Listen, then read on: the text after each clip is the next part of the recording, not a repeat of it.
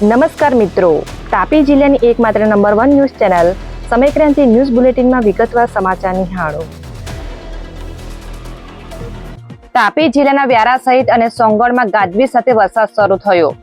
તાપી જિલ્લામાં આજે સાંજે 5 વાગ્યાની આસપાસ વ્યારા સોંગણ સહિતના તાલુકામાં ભારે ઉકળાટ બાદ વાતાવરણમાં પલટો આવતા ગાજવીજ સાથે વરસાદ શરૂ થયો હતો. વરસાદ પડતા ગરમીમાં રાહત મળી હતી, તો વરસાદ પડતા વીજળી ગુલ થઈ ગઈ હતી.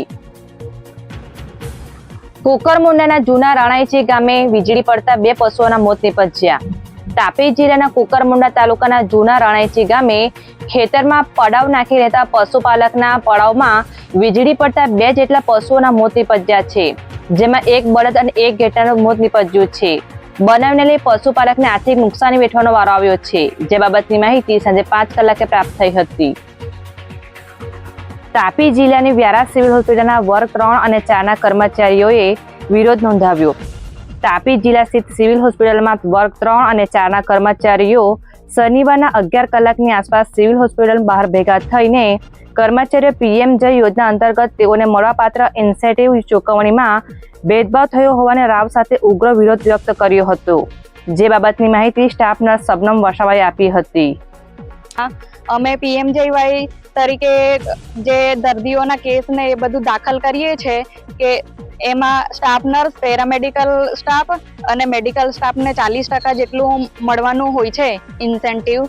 તે અમને અત્યાર સુધીમાં તો મળ્યું નથી. અત્યાર સુધીમાં કોઈને જાણ જ નથી કે આટલા ટકા મળે છે કે આટલા પર્સન્ટેજ અમારે લેવાનું હોય છે. અત્યાર સુધીમાં જે બી છે ડેટા એન્ટ્રીમાં જે લોકો કામ કરે છે એ લોકો જ અત્યાર સુધીમાં બધા પૈસા લઈ લેતા હતા.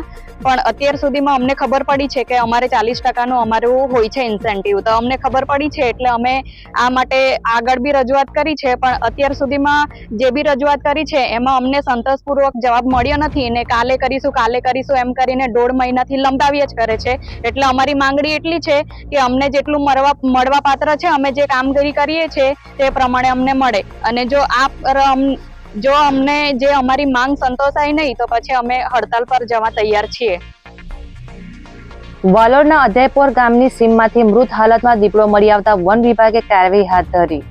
તાપી જિલ્લાના વાલોડ તાલુકાના અધયપોરથી ગોરધા તરફ જતા રસ્તા પર બાજુમાંથી એક 4 થી 5 વર્ષીય મૃત હાલતમાં દીપડો મળી આવતા વન વિભાગે કાર્યવાહી હાથ ધરી હતી, જેમાં દીપડાનું મોતનું કારણ જાણવા સહિતની કામગીરી હાથ ધરવામાં આવી હતી, જે બાબતની માહિતી સાંજે 4 કલાકે પ્રાપ્ત થઈ હતી. નિઝરની વેલદા પાણીની ટાંકી પાસે પોલીસે ચોરીના ગુનામાં સંડોવાયેલા આરોપીને ઝડપી લીધો.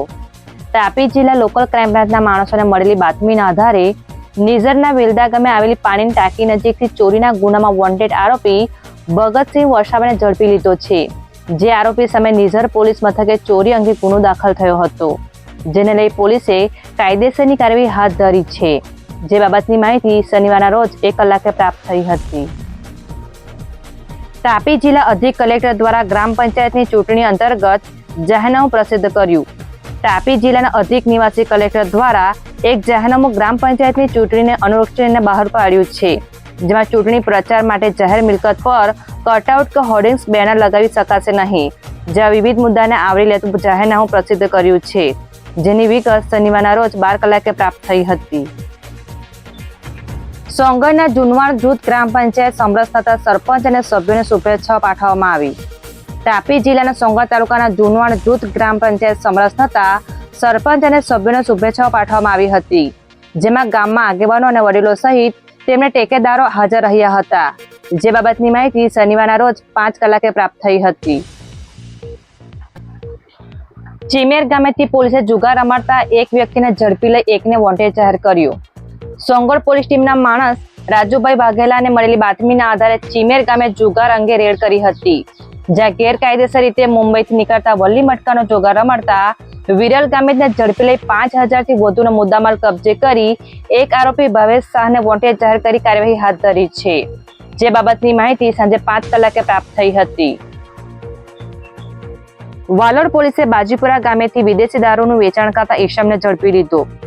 વાલોડ પોલીસ ટીમના માણસોને મળેલી બાતમીના આધારે બાજીપુરા ગામે પ્રોહિબિશન અંગે છાપો માર્યો હતો, જેમાં આરોપી વિજય રાઠોડના ઘરના પાછળના ભાગેથી 20 જેટલી દારૂની બોટલો મળી આવતા પોલીસે કાર્યવાહી હાથ ધરી છે, જે બાબતની માહિતી શનિવારના રોજ 2 કલાકે પ્રાપ્ત થઈ હતી.